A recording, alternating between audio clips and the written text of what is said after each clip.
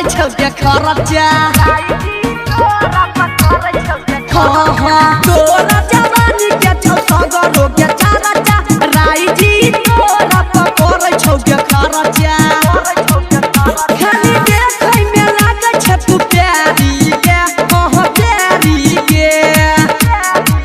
जब उठबै छ महंगा तू भारी के मेहतर पट्टी वाला मारुति हिकारी के मेहतर पट्टी वाला मारुति हिकारी के जब उठबै छ महंगा तू भारी के अम्मा टोल वाला मारुति हिकारी के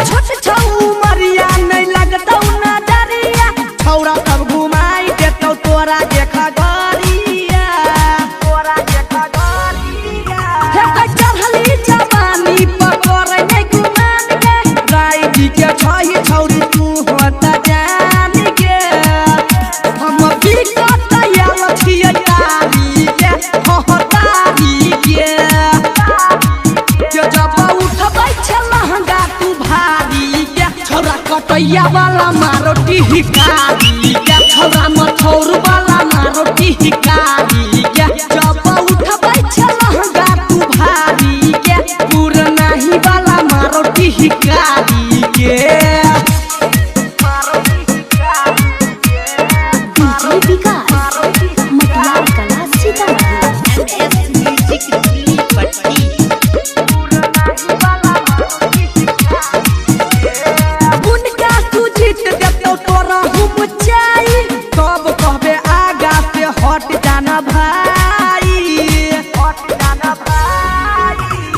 गोविंद कृष्णा विकास के तू खास के ठाकुर जी उहे छौ तोरा पास के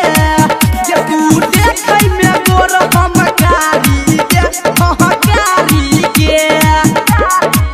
जे जब उठबै छ लहंगा तू भारी के छौरा कोरहिया वाला मारुति हिकारी के दुल्ली कोटी वाला मारुति हिकारी के जब उठबै छ लहंगा तू भारी के मेहतर कोटी वाला मारुति हिकारी के